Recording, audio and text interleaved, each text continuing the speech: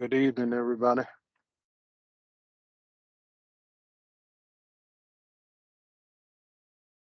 Good evening.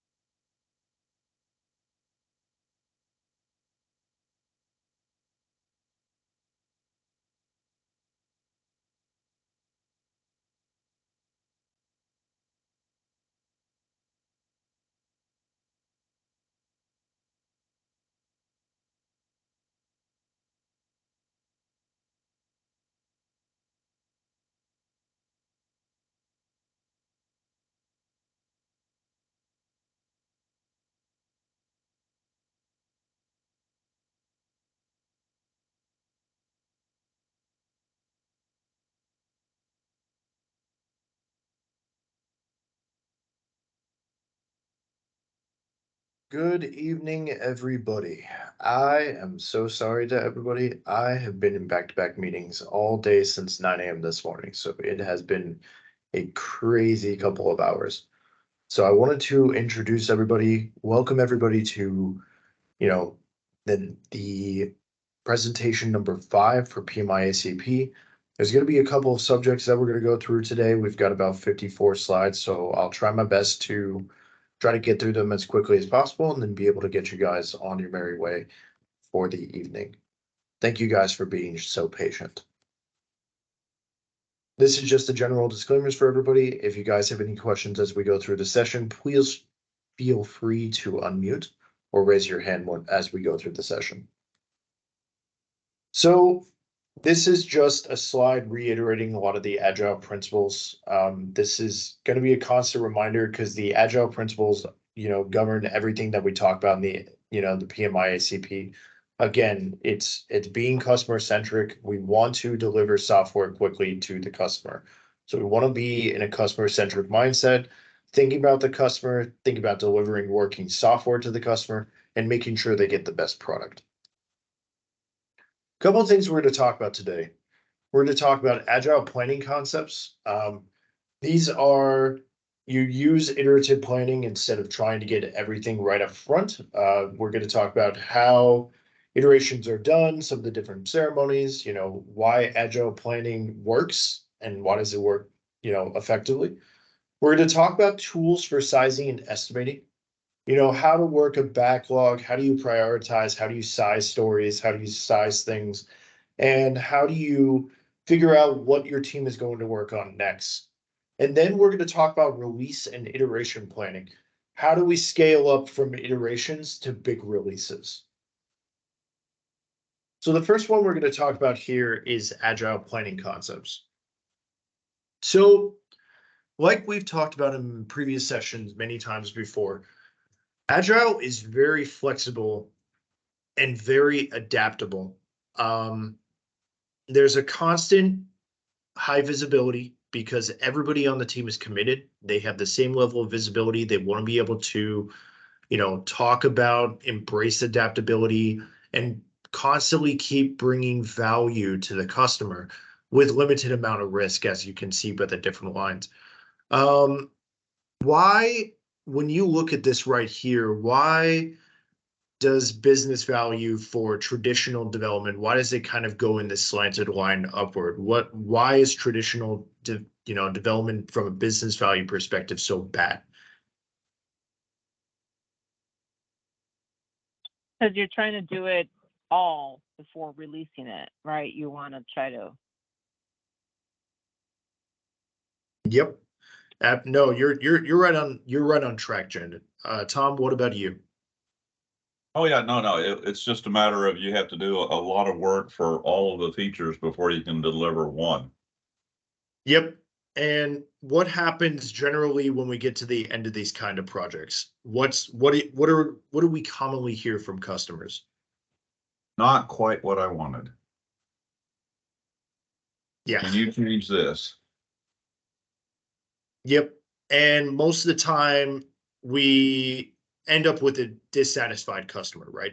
They hate what they might have not liked certain things and they want to change it immediately.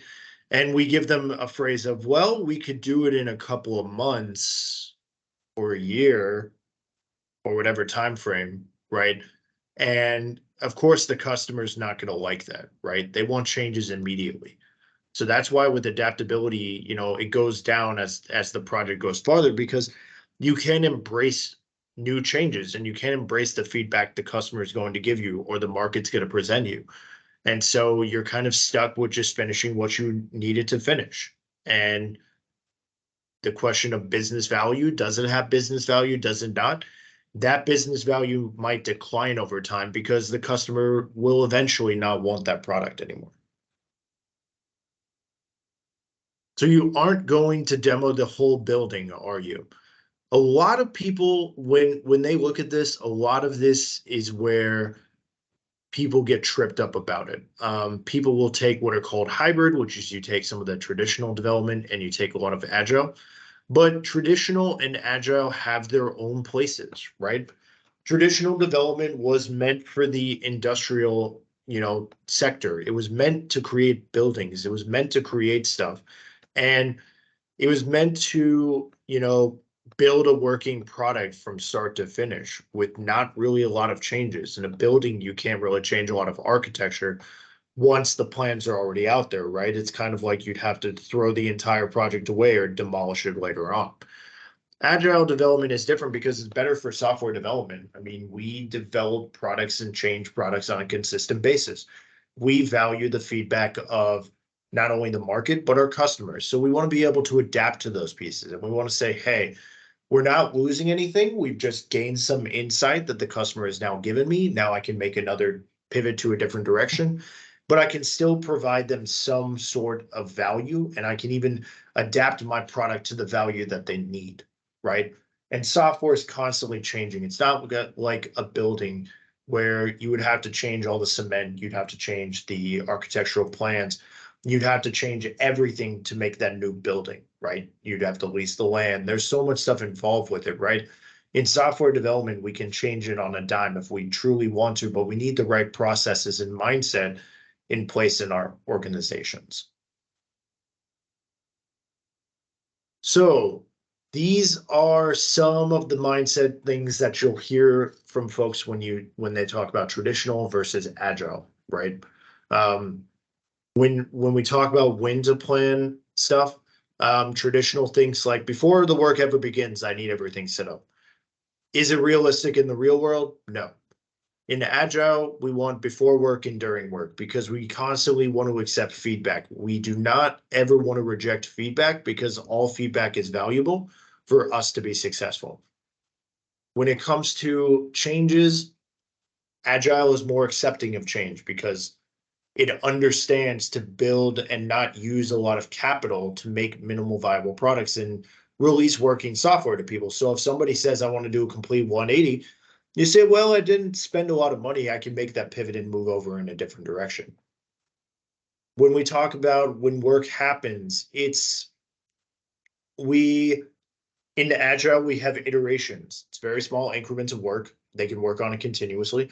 And work happens in traditional after you plan something. You have to keep planning and planning and planning and planning and building all your documents. You have to build your communications documents, stakeholder engagement plan. You have to build all these different plans before you can go ahead and start it.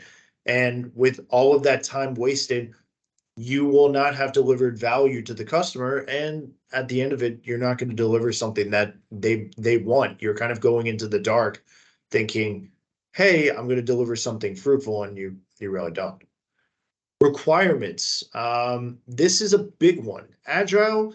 Remember how we talked about the iron triangle? Now, I'm going to ask something real quick. When we talk about projects that we work on, what do we find is the one thing that we always make variable? What are some things we always change? We hear it all the time. It starts with an S. The scope. Yep. Which changes what, Tom, when we change the scope? Well, everything else, your effort and your duration. And your cost, right? Your Yeah. cost becomes variable, right? We like to think that cost and scope is supposed to be variable. We really shouldn't be thinking about that in the first place. We should be thinking about scope. We should be thinking about the cost and schedule being fixed, right? And then, of course, the scope being able to change. In that sense, we think a little differently, right? We think that scope and the cost is very fixed, right? And we don't give the ability for things to change very often. So we're constantly getting kind of, how can I put it in the best phrase? We're constantly getting bombarded with additional money that we didn't plan for. And we end up kind of overpaying for a project when we could have been a lot smarter in how we build things. Even with Agile, with these iterations and building MVPs, it's very important that we're not using a lot of capital, so we can make switches and make changes as we wish. And it's used specifically for research purposes because the MVPs always give us some feedback and it gives us some insight to make better decisions going forward. What do we say when we talk about agile? What's the big phrase? Like, what do we want people to do when they're performing agile?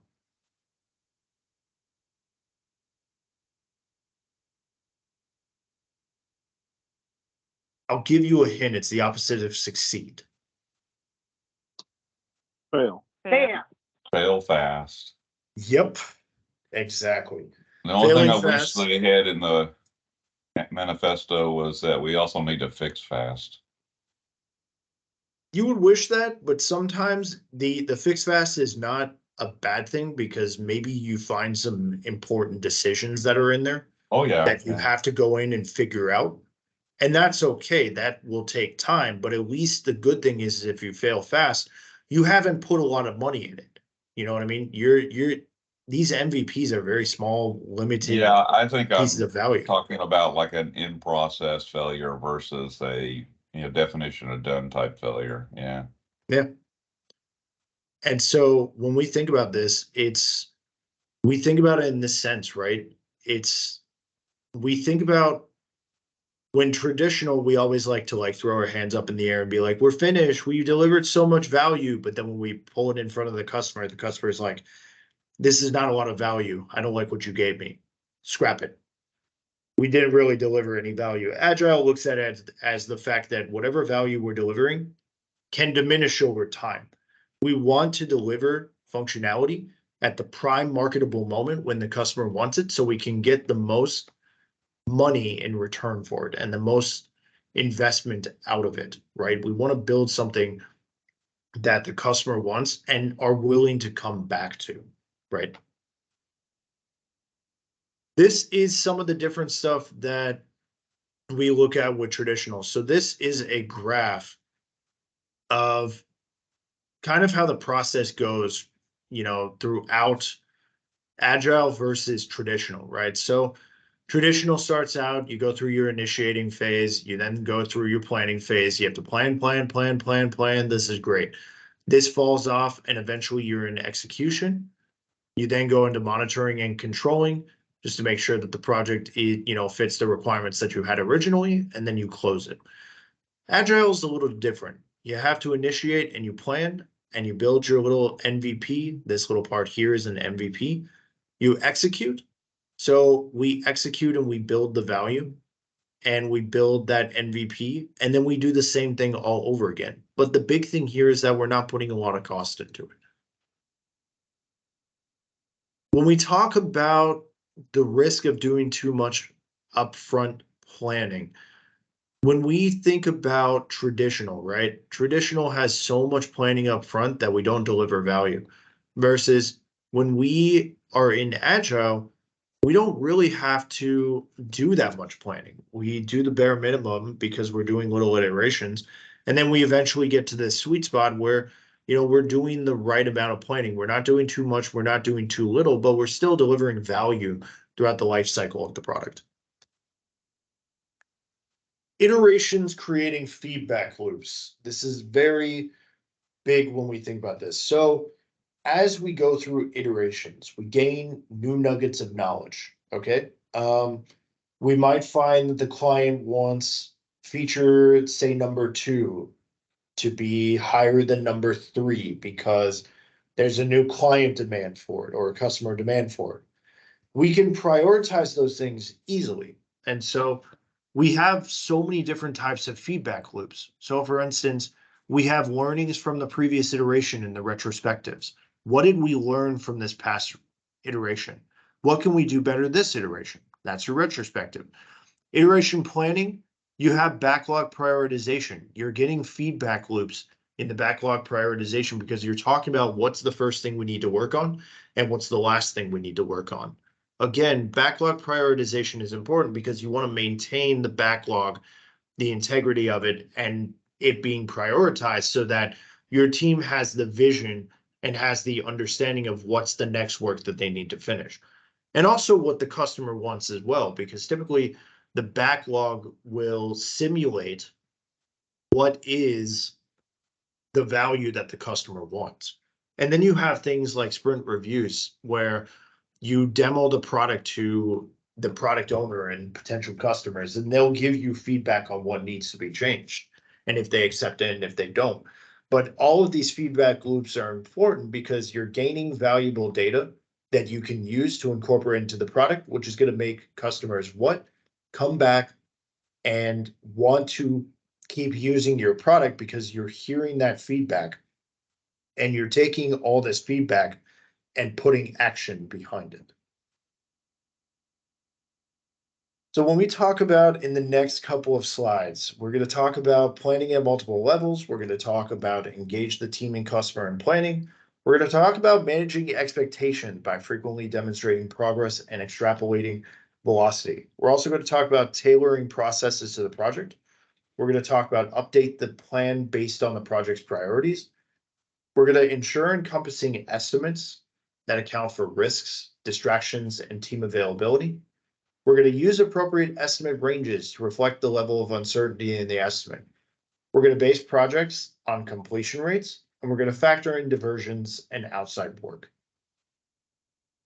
So planning at multiple levels. So typically when we look at scaled, safe and scaled agile framework, we have the business idea, and business idea will be the initiative. The initiative is the highest part of the tree when we think about initiative going to epic, going to feature, going to story, and going to releases. The big thing here is we want to keep this tree going consistently. So when we talk about an epic is an entire concept and is sized and prioritized by the entire business unit or enterprise. This level is going to be your program management, your project management. These are going to be your leaders. What are the things that you guys need to work on? Once you get to the epic level, you're going to decompose them into features. And features are just the various different capabilities that are described in this epic. Epics are going to be very high level. They're going to explain in a high level what functionality is going to be delivered. Then they're going to be built into features. That functionality will be broken down into features, which are very kind of larger increments of functionality. Then you're going to go into user stories, which are the smaller pieces of how to implement that said functionality. And then you're going to go to release planning. Now, let me ask you guys a question. When we talk about releases, what is something that SAFe says often, or what have we talked about when it comes to releases? Do we need releases big, or do we need small releases, and why? Small so you ones, can pivot release quickly. anytime. Rebecca, go ahead. I'm sorry, I just said small releases because it allows you to pivot easier. So if you're doing a little bit, you're providing some level of value, but also if something has to be changed, it's easier to make the changes. And why would we want small releases when it comes to, like we have major releases and stuff that come up all the time. Why is it good to have so many integration points of little bite-sized releases? How does that help us when it comes to like a big release or a big event? We Well, see that what's means that- working. Oh, sorry, go ahead. No, I was going to say the exact same thing. Do you want to repeat that, Janet? I was saying, because then you can see what's working and what's not. And if something needs to change, it can happen. And it's not such a big thing you just release that you have to try to work it all out. Yep. It happens all the time. When we do big releases, we always have defects. We always have the ability to roll back. And that does not look good from a business perspective, because why? We're not delivering increments of value, and we're also not having the integration points necessary to make sure that the system is fully working or the product is fully working. We kind of just, in a lot of software development, what people do is they kind of like to take all of the eggs or the features that they've done thus far, throw them into a release and just say, hey, we've got like 20 to 30 different features in this release. This is great. Let's release it out. What typically happens that you guys have seen once people do major releases? What does the business typically do?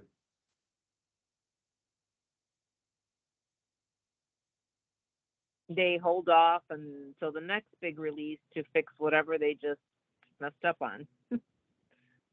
Yep, they kick the can down the road, right? They either roll it back or they try to get into another release, which only makes the problem worse because you haven't had those small integration points to actually keep the product building on a consistent basis, and you don't have the ability to address those defects in a timely manner. So you're just kicking the can down the road, and the snowball's starting to grow bigger and bigger as teams go through it.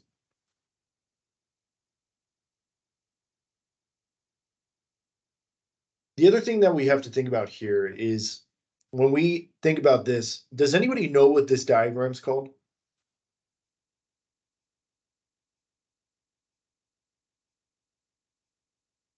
Has anybody heard of the term WBS? Does anybody know what that means?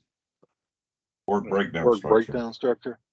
Yep, this is a work breakdown structure. This is the visual representation of that work breakdown structure. In some places, you'll have things. So for instance, when you look at this diagram, this is top down, right? So you go from the initiative theme down to the epic, down to the feature, down to stories. And then all of this, all from the user stories to business idea, gets put into a release. So that's generally how this goes. The reason why they're putting release down here is because you're taking all these user stories, which are bite-sized pieces of functionality, and you're putting them into small releases. You do not want a big giant release of this entire thing. We all know there's going to be defects and issues that will cause the system to fail.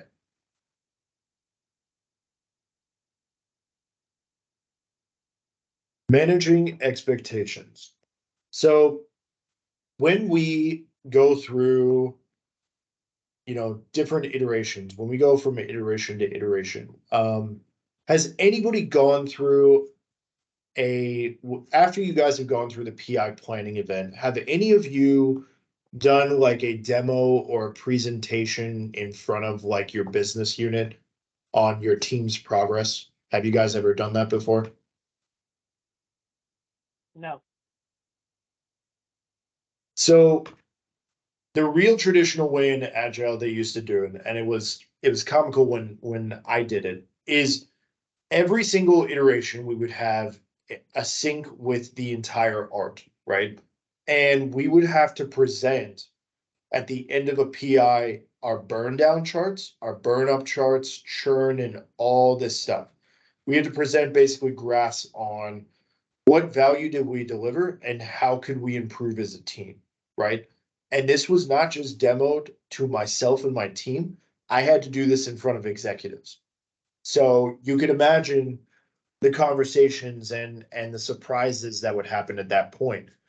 You would even have at some points, demos are going to be done possibly like at the end of the PI, after you've done that presentation on all those different metrics, you would have your teams demo the functionality to the executives. And it was like, I would say like a day long or even like a couple hour long event, but it was very like crazy, hectic, but everybody was kept in the loop. Like it wasn't like executives were not there. Every single person from top of the business unit to the bottom of the business unit was there, and they could see the incremental value that each team was delivering from start to finish. It's a crazy event if you guys have never been through. The other thing that we talk about here is tailoring processes to project characteristics. When we talk about Agile, it's a set of principles and it's a mindset. Agile is a framework. It's like Scrum, it's like XP programming, it's like Lean. It's various techniques that you can use to make your team faster. Even when we talk about Agile, it doesn't define a process. It's all a mindset. It's all why do all these things interconnect? Why does DevOps interconnect? Why do product owners interconnect? What's the purpose of a Scrum Master? It describes ideally how organizations should run projects. And even talks about things like how do we make, as professionals like Scrum Masters and RTEs, how do we make teams skilled and how do we make them T-shaped? And what I mean by T-shaped is they're multifaceted, multi-skilled, they're mature, they know how to organize, and we want the teams to feel empowered to self-organize and do the work that they want to do and feel like they have an investment in the project.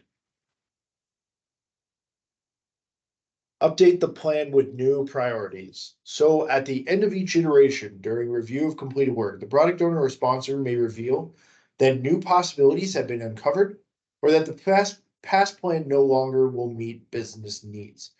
This happens after every iteration because the market might have revealed something to us, or maybe, product management has changed their vision and we need to make a complete pivot. The good thing about, as I mentioned previously, is that we're delivering small increments of value. So we're not taking millions of dollars and having to shift over to a new project.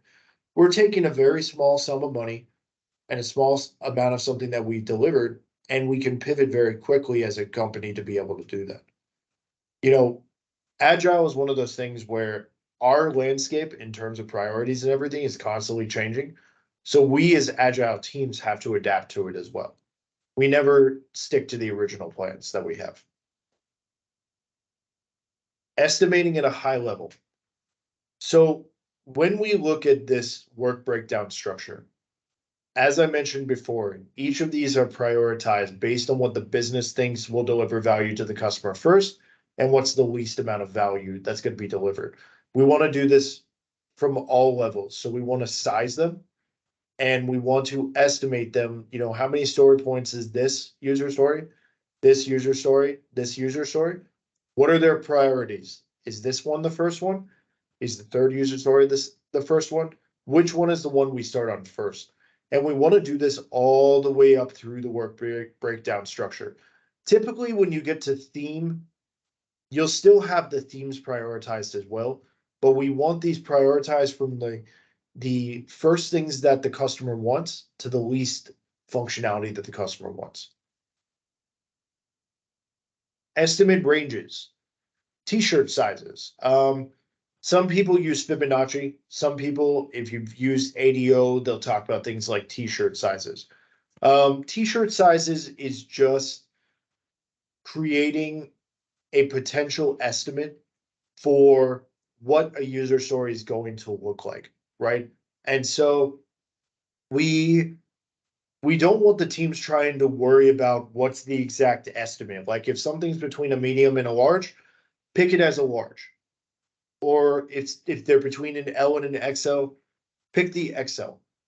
Or pick the L depending on what you guys have been talking about. But we don't want them worrying about the estimate being correct. We just want them to put a t-shirt size and then figure out what that work potentially looks like. For instance, when we get some work, the work when we first look at it might look like a medium, but as we begin developing it, it could be a large or an extra large, or it could be a small. We don't know until we actually start on it. So we don't want teams trying to worry about, oh, I need the perfect estimate for it. The other thing that we talk about here is completion rates. Agile teams create relative estimates. All these estimates are based on past data.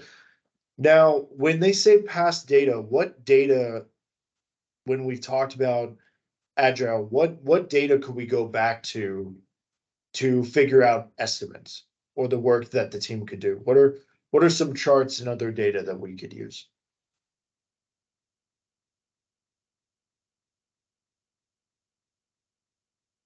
Well, the That's previous estimates and burn down charts would actually, or burn up charts would actually took a like project.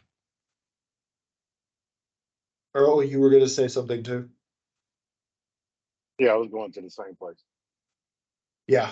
also velocity, right? Because we obviously want to see the team consistently moving in the right direction. So we want to take this past data and use it, right? We want to use this data to drive our decisions. We don't want to speculate on things. We don't want to have the team guess on those things. We want to be data driven when we make decisions. In the PMP world, they like to call this analogous estimation. So we're taking data and then we're making decisions based on that data on what we do next. Rolling wave versus progressive elaboration. So when we talk about rolling wave, it's replanning during the project several times in order to update the plan with new learnings from the project. Progressive elaboration is how we implement rolling wave planning. Note that when we talk about planning, planning in project management sense is documents, schedules, tasks, estimates, money, funding, this, that. That's traditional. In Agile, when we talk about planning, it's about reprioritizing work. What's the first item that the team needs to work on versus the second item and the third item? And we have to keep continuously doing this throughout the life cycle because customers' views are going to change, our clients' views are going to change, so we need to change the backlog to support their vision and what they want to move toward. Time boxing. This is very important. Can anybody tell me why we want to time box all of these different events? What does time boxing help us do?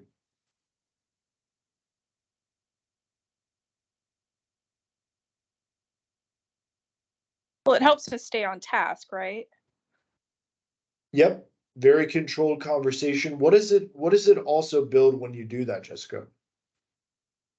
It builds confidence in you managing the schedule. Yep, it builds a lot of trust and cohesion, right? Because we're respecting people's time. We're stopping them. A lot of times when you look at Agile, they'll say in time boxing that if you have a 15-minute stand-up and you start going over that 15-minute stand-up, like right at 15 minutes, it doesn't matter if you're in the middle of a sentence, cut it off. And the reason for that is you're respecting the developer's time and you're saying, hey, here's my time.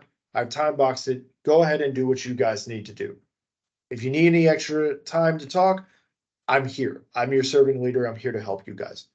But you're respecting the time and you're focusing on the team being, very directed, very methodical, very, wanting to get their work done in the time that it needs to be finished. And it builds that cohesion and time boxing to think in that way as well. So when we look at time boxing, as I just mentioned a second ago, again, if it's a 15-minute stand-up, people know it will end in 50 minutes. Don't try to hold them into it, right?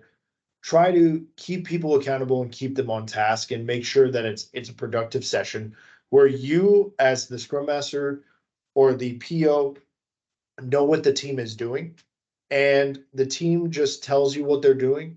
And if they have any discussion topics, you create another meeting for it and you discuss it immediately. Always try to keep it to that 15 minutes. You just build a lot more trust and cohesion if you keep to the time boxes. Capacity-driven model. So because an iteration is time boxed, we always look at things like velocity, right? Because we want to understand the team's capacity, right? Cost is fixed because of the rate of the amount of time. In an iteration, you have 2 weeks. We know that. The work is fixed because we planned a sprint for 2 weeks and what we're going to finish. The schedule is fixed because we have 2 weeks. It's a time box. The only variable is how much work you can fit in, and that's where velocity comes in. We want to encourage our teams to get better at fitting more work in, because the more that we can mature them and get them to, build out functionality faster, the better as a team we're going to be, but also the better the product is going to be for the team too, because we're constantly learning and adjusting and providing better quality to the customer at the end. Even for instance, like as you see in the example here, right? Look at the Excel one. The Excel one's not going to fit in an iteration, right? You're not going to deliver a lot of value with that. You want to deliver more smaller increments of value. The more stuff you can deliver, that's valuable, the better. Maybe this small one over here is more valuable than the XL, right? But these all should be prioritized, and then the team needs to figure out if these can fit in the iteration in the first place.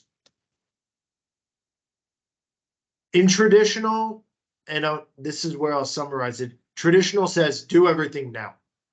Why is that? Why is that hard to do? Or what makes that so difficult when you have this much work to do? What becomes unpredictable?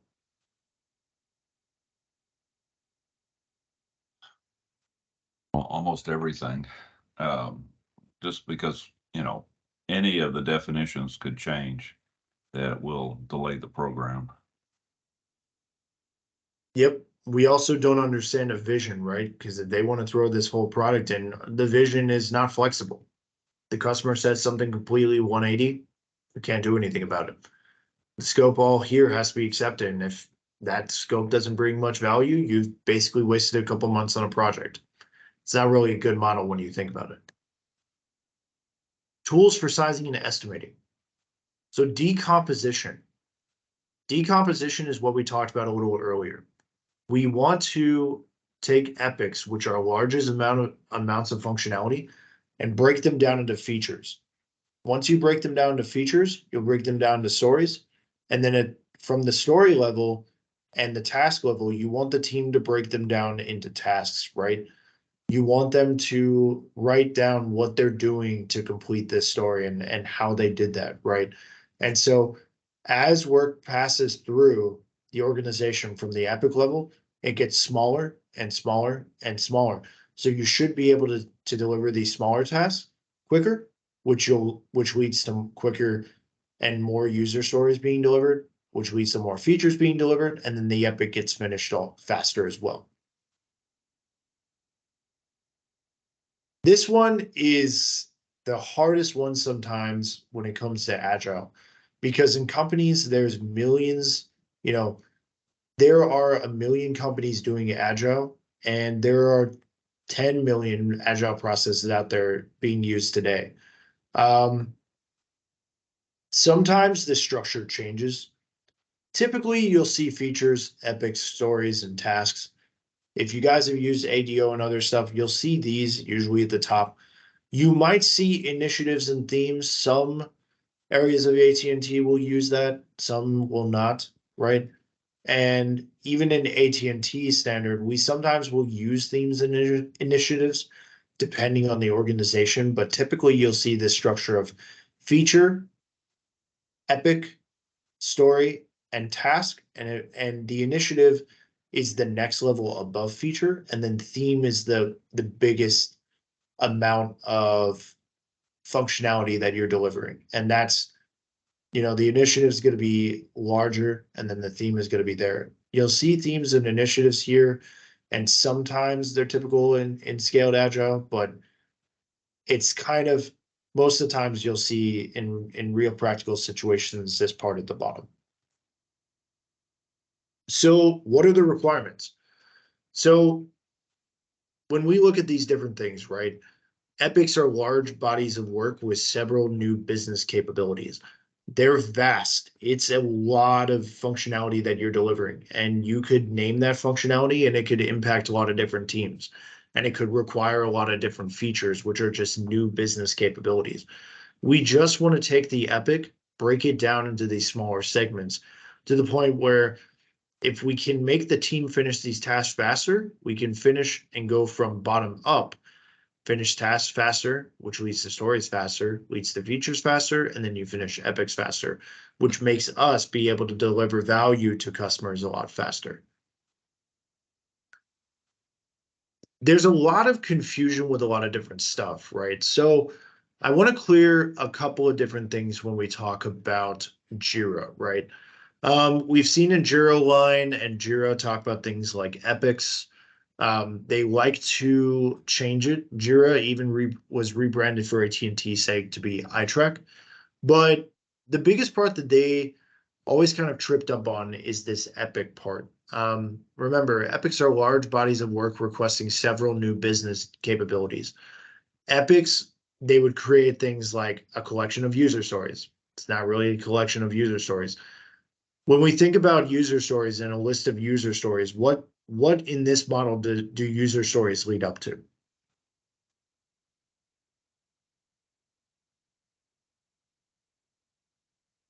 If we map this out on a tree, where do stories go up to? Features? Yep.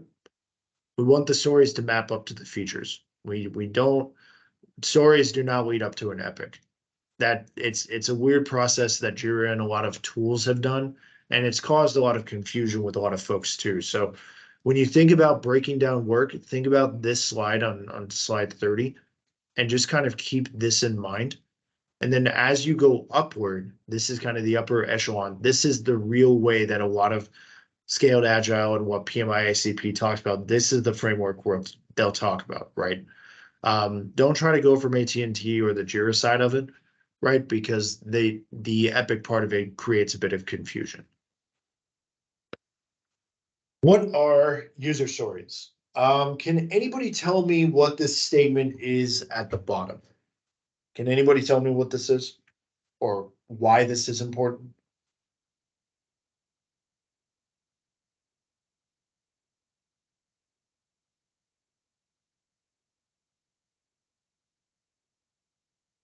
It's sort of the template structure used by most people for user story definition.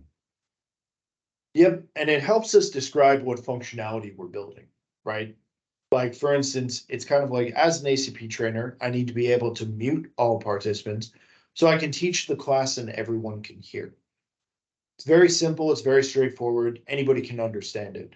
Even when we're writing user stories, we want it to be clear, concise, and easy for people to understand. Who, what, and So that's why why. we picked this format. Go ahead, Tom. Who, what, and why. Yeah. Yep, 100%. You also might see things called Gherkin or the 5 whys. They all kind of form to this, which is you want to write clear, concise stories that people understand why are we doing this story and why are we making this requirement and what do we want to eventually lead to? What functionality are we trying to build? Invest. This is a big one when we talk about user stories. Invest stands for independent, negotiable, valuable, estimable, small, and testable. We want something that's very easy to test. They're small increments of functionality that we're testing on a consistent basis. We can estimate them. When we talk about Agile, what happens to teams usually after estimating for a while? What behavior do we see for teams after they estimate user stories?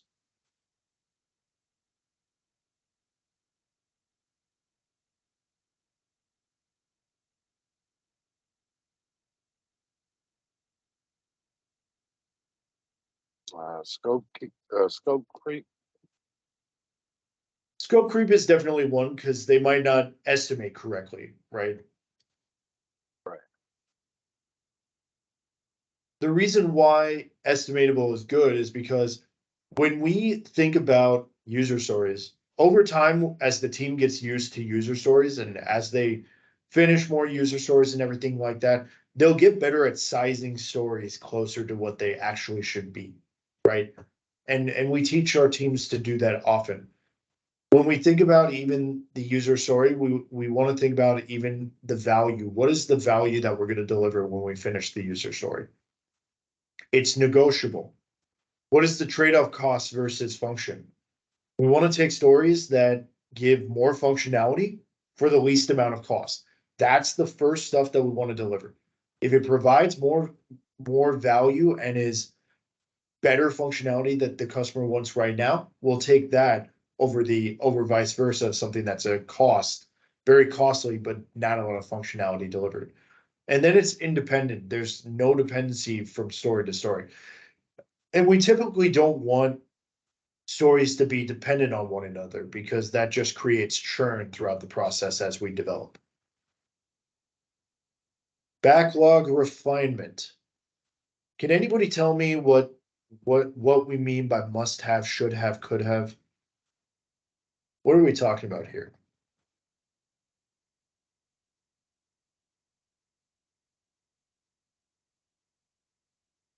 What's actually needed versus what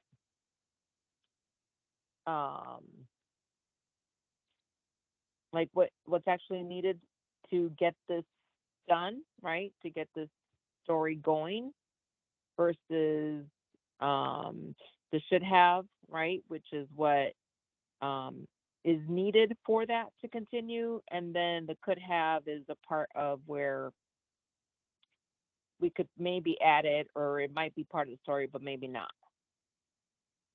You're close on that, Janet. So when we talk about must have, right, that's the necessary functionality that the client wants.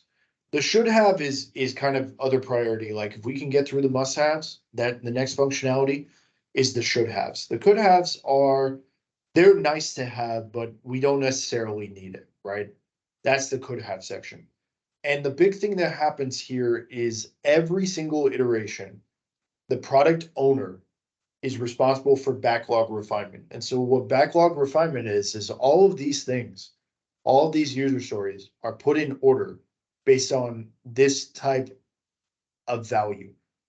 If this story, if we get new stories or new functionality, we need to go back and change this table and we need to reprioritize things.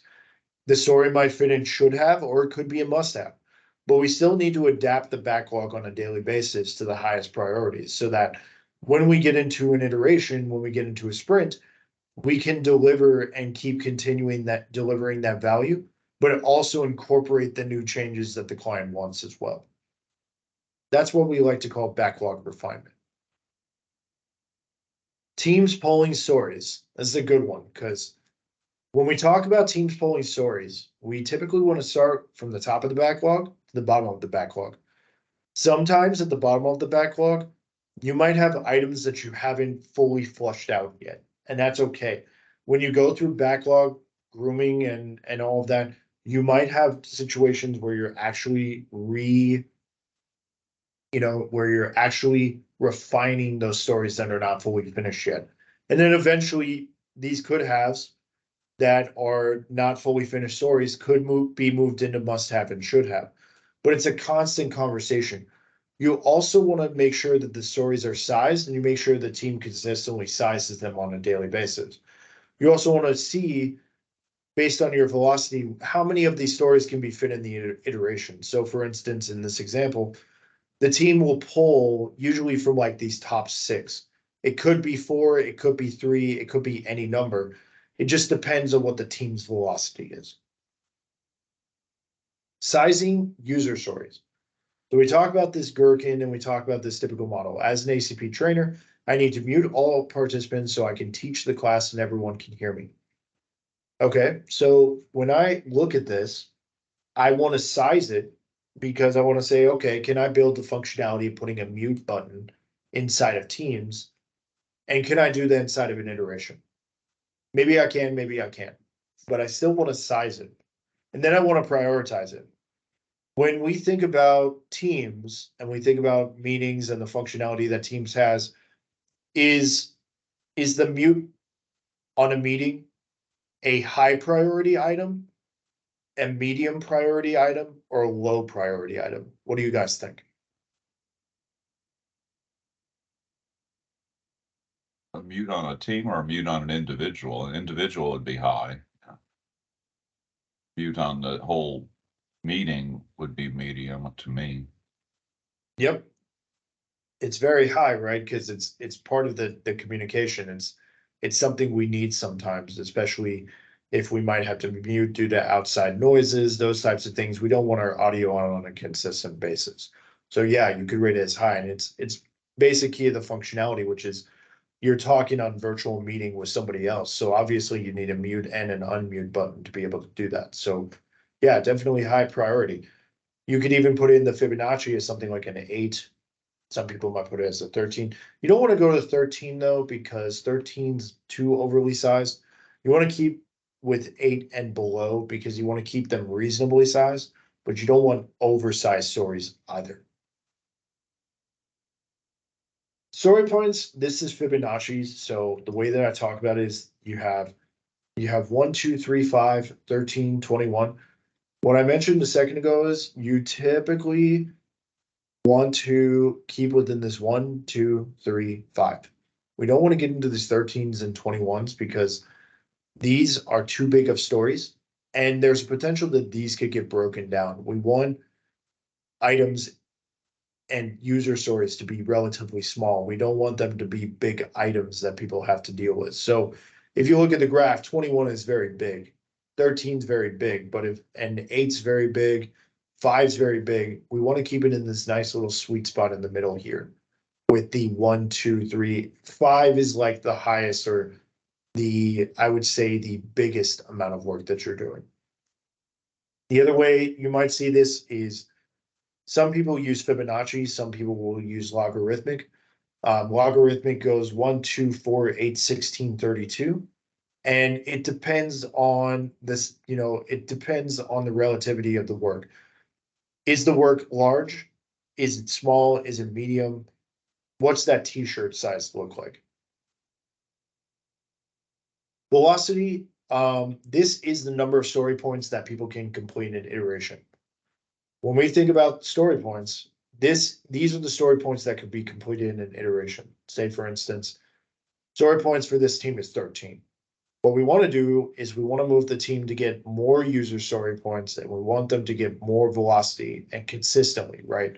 We want the team to become more highly skilled, and we want them to be able to take on more work, because the faster they can finish work and deliver it, the more we can adapt to new changes or new functionality that comes our way from the client.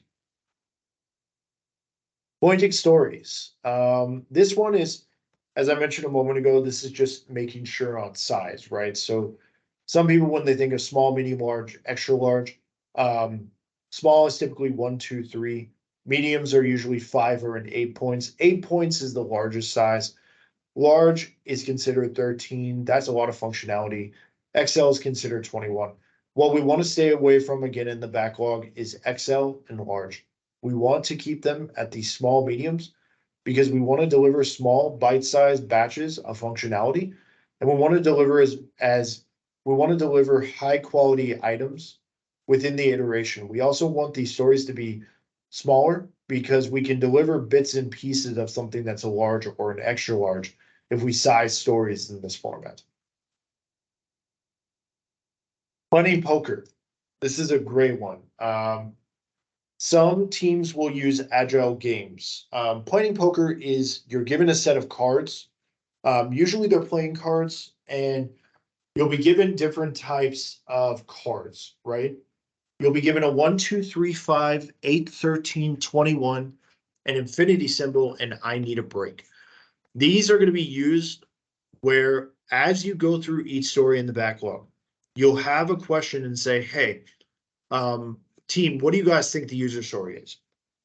Say 5 out of the 6 members say 5. If one person rates it an 8, ask that person what they think it's an 8. And maybe the team changes their mind. Maybe they change to another card and go to an 8, right? But you have that open dialogue and conversation. And the other cool thing about it too is that if they need a break, team members, someone can put down an I need a break card, and the entire team goes out for break, comes back, and does the backlog grooming all over again. But you're hearing people's viewpoint. You're giving everybody on the team a voice to give an opinion on what is the actual size of the story. And then 2 is you're giving them the ability to provide their input as to how to properly size it. How do we measure velocity? So when we talk about this, we want to compare how many points that we planned for the iteration versus how much we actually finished. That's our velocity. If a team is consistently maintaining at 13, we do want to try to get them to go up, but we want to keep them at a consistent pace. Maybe the team is good at 23 user story points in an iteration. Try to keep them on that to maintain, but also then try to push them and see if they can go to a high level. Maybe they go to 25. Maybe they go to 28. But the point is you're helping to coach the team to move their velocity from, say, down here, maybe a little higher to where they're delivering more value on a daily basis. Iteration planning. This one's a great one. Iteration planning, when we think about velocity and everything, we want to compare the user stories that we're thinking of putting in the iteration with our velocity. We want to fit all of these user stories into that velocity. So for instance, here is an example.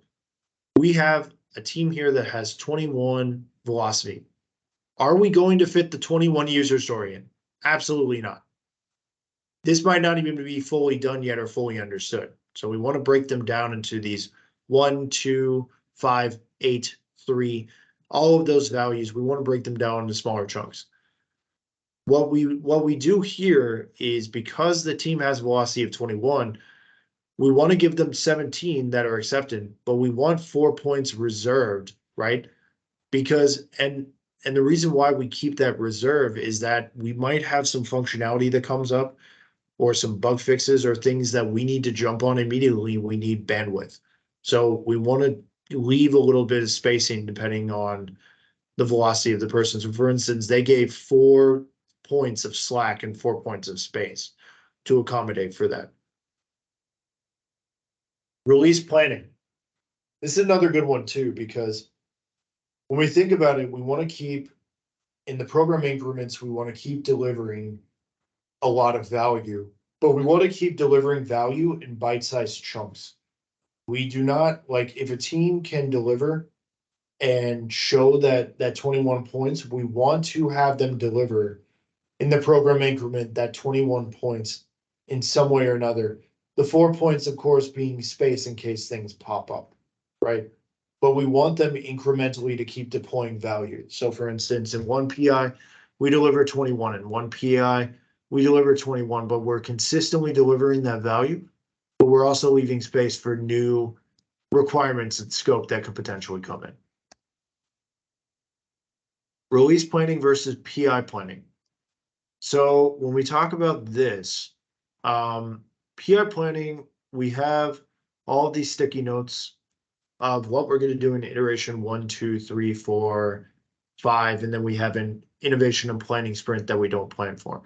We want to make sure that they're putting all of their user stories into those particular areas. This is usually done in a giant room with a bunch of like sticky boards or even like a bunch of giant notebooks. And we'll take sticky notes of different colors and put them into iteration 1, 2, 3.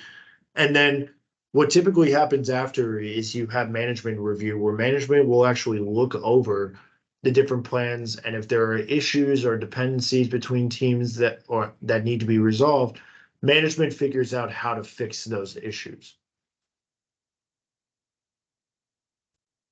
So for instance, let's give an example of one. Dependencies as an example. This is different because typically when you're in a PI planning session, you'll have a separate board with strings attached to it, and those strings connect from one story to the next, showing the dependencies of each story.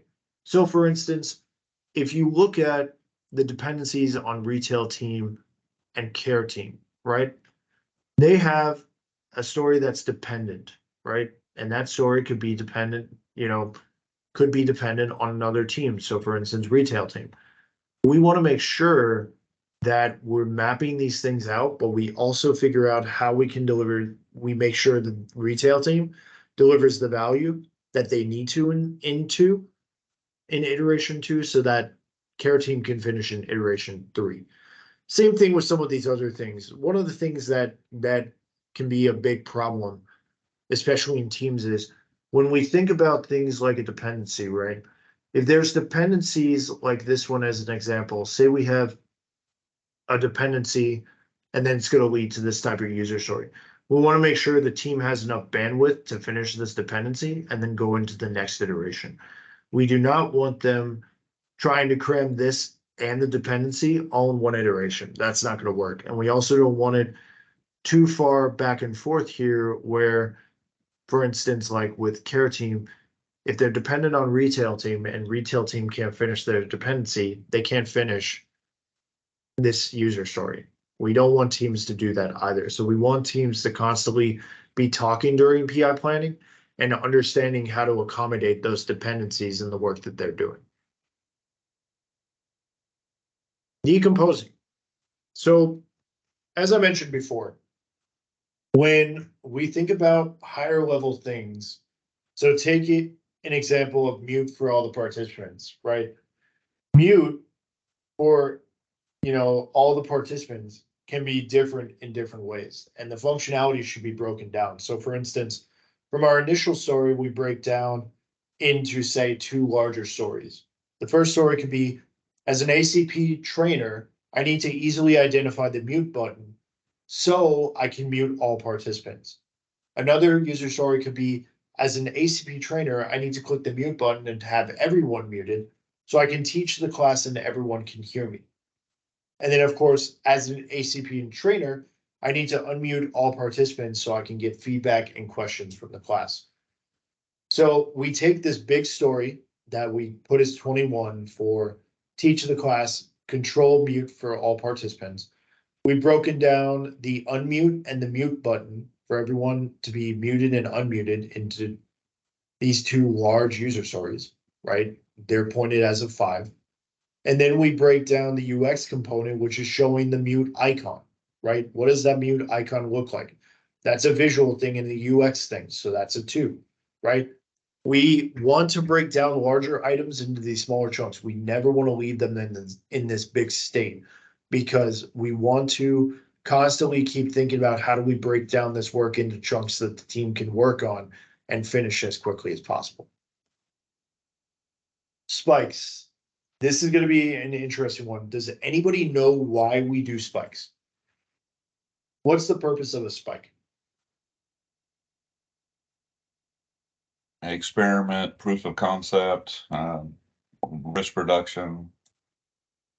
Yep.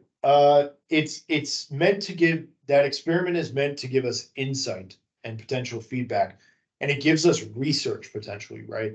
There are things called research spikes where you might research a new technology and see if that's a viable solution for something that you're thinking about doing in the iteration or in the PI as an example.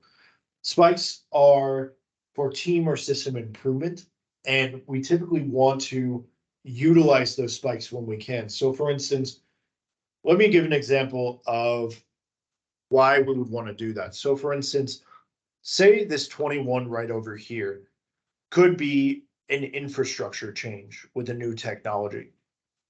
Over here, because we have this for, Slack that we have, we might set up a user story or 2 to do research on the coding languages for the new architecture or what the new architecture is going to look like.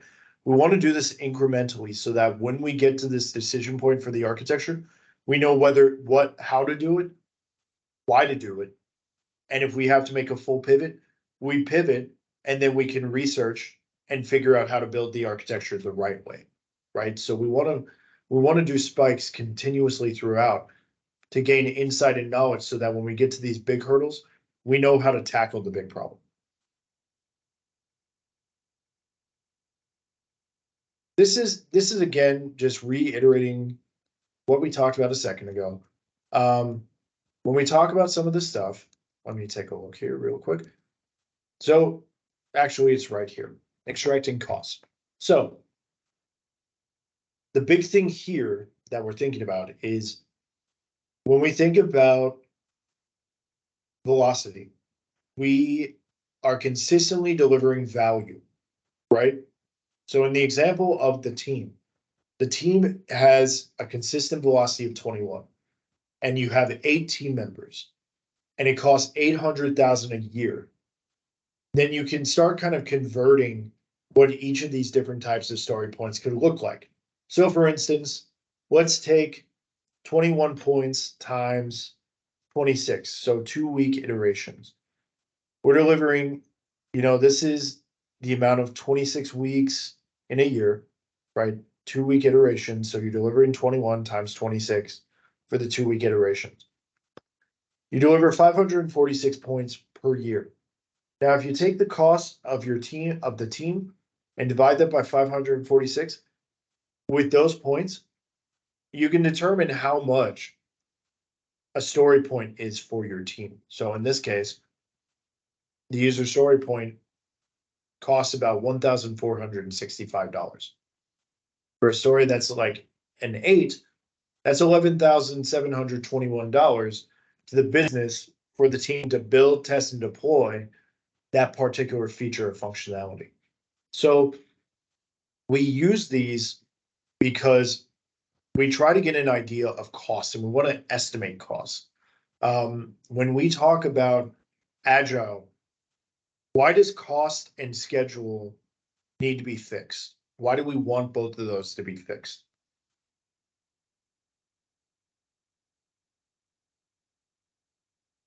So you're not working To with limit multiple expense? developers. Go ahead. No, you both are right. It's what both of you said was correct. You're limiting the expense part of it because you need to be able to plan for expenses. But you want to be able to keep in and have that variable change of scope. Remember, what they're delivering for 21 points, right? Each sprint. You're delivering minimal functionality throughout this. The amount of money is going to be minimal amounts of money. If you really think about it from a team perspective, most teams are not 800,000. You know what I mean? So for each team member, if you think about it, you take 8 members divided by the cost per year, 800,000. That's 100,000 per team member, right? There's every single person on the team is delivering a lot of value. And so we have to be smart with how we deliver that value. And we want the scope to be fluid because clients are going to change their mind. How many of you have ever had a client that knew what they wanted?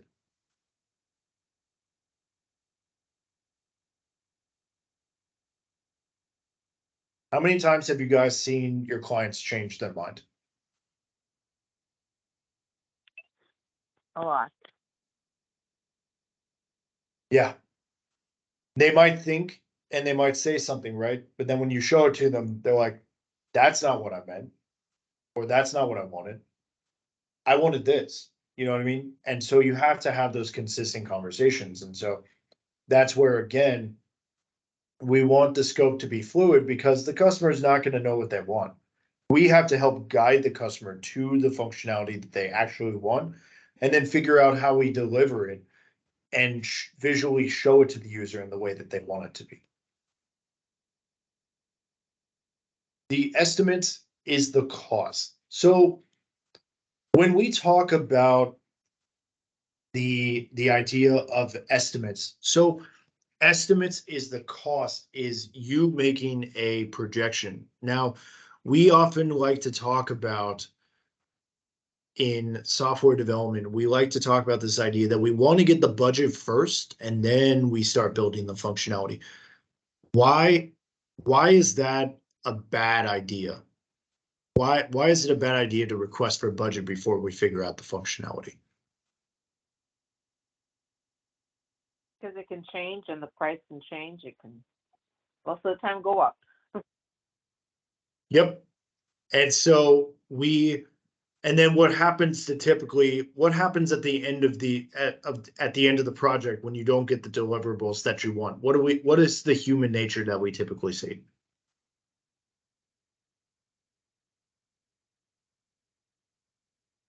Dissatisfaction. Yep. What else? What do people start doing when the project kind of Complaining. goes south? Yep. Fighting and it all goes south, right? We all try to protect our jobs. We want to protect what we have. We try to find a scapegoat in some way to say this person did it wrong. This is why he or she is the problem. It's not a good way to go with that because that's why we have to change our mentality in terms of the estimates being the cost, right? We take the iron triangle and we take scope to be fluid and we want schedule and cost to be fixed. We always want that. We don't want to keep guesstimating and keep having cost be variable because if things change, right, we might have spent more money, more than the actual value of the entire project in the first place. So we just kind of threw money into the dumpster and didn't really get any value of it. Story points are not relative. Yep. Some teams, they will change how they do their story points. Some teams will do Fibonacci like this. Others could use systems like this of 1-840. There's many algorithms teams can use. So story point sizing is arbitrary, and the system they use depends on what the team has agreed upon, right? Like, not all teams are going to use Fibonacci. A good majority might use Fibonacci, but they might use other algorithms as well to size their stories. Extracting cost. So here's an example of a team, and we have a team that is a velocity of 100 points. And we know the cost of a team for one iteration is 50,000, right? So we now know if you take the dividing of that, right? And you take the dividing of 100 story points, and you divide that, you take 50,000 divided by 100.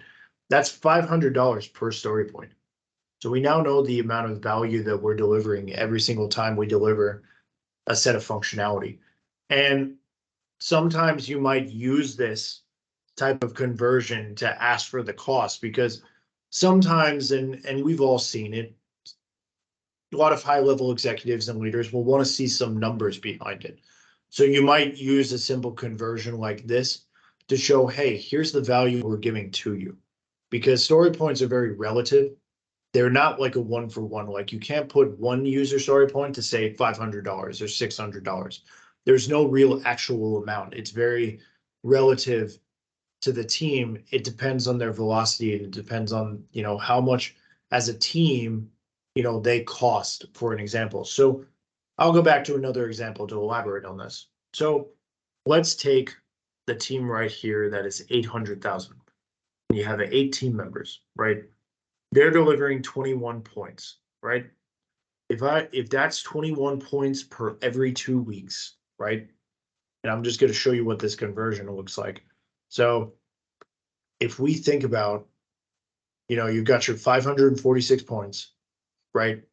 So they deliver 546 points per year. We take 800,000 divided by 546 points per year. Okay. This is how much a single story point that they deliver costs. 1,465. That's how much value you're delivering. But that shows you, that's a way that you can start estimating and showing the cost in case, like, an executive or someone asks you, like, I know your team is doing 120 story points, but how much value or money are they actually delivering? Like, what's the monetary amount of value that they're delivering? This is a way to calculate it. Daily stand-ups. Daily stand-ups are a 15-minute time box. You have everybody stand, and everybody will answer 3 questions. What did they work on since yesterday? Because these are on a daily basis. What did they plan on trying to finish today? And then, are there any impediments that they face at the moment? With any impediments, they will talk to the Scrum Master. Additional meetings will be set up, and they'll talk about those particular issues. If not, there's no further discussion at all. You don't have any outside questions or anything. You just adjourn the meeting at 15 minutes and you let everybody do their work. You want them to keep focused on completing and finishing the work that they have for the iteration. You do not want to drag them into 15-minute meetings that now turn into 30 minutes or an hour. That's unnecessary time delay and a lot of waste that could be avoided. Scrum of Scrums. This is very cool. If you've never been into this, this is really cool. When you get into an agile release train, you'll have someone that's called the release train engineer. They're like the project manager for the entire art. They're responsible for kind of figuring and making sure that the entire project stays on track and everything's going smoothly. During one of those events, you'll have what's called Scrum of Scrums, which is all the Scrum Masters and the RTE meet in a meeting. And they're going to talk about things like, what impediments do you guys have at the moment? If there's any art-specific impediments throughout the entire organization. They'll address that, and they'll have the meetings, and they'll have all of the necessary work done to remediate those issues. If they have to bring in upper leadership, they'll do that. But the point is that it's all transparent, and all the issues that come up get engaged by everyone on the art and get completed quickly by the art as well. So that is it for chapter 5. I know we went through a lot of information. Does anybody have any questions on any of the material?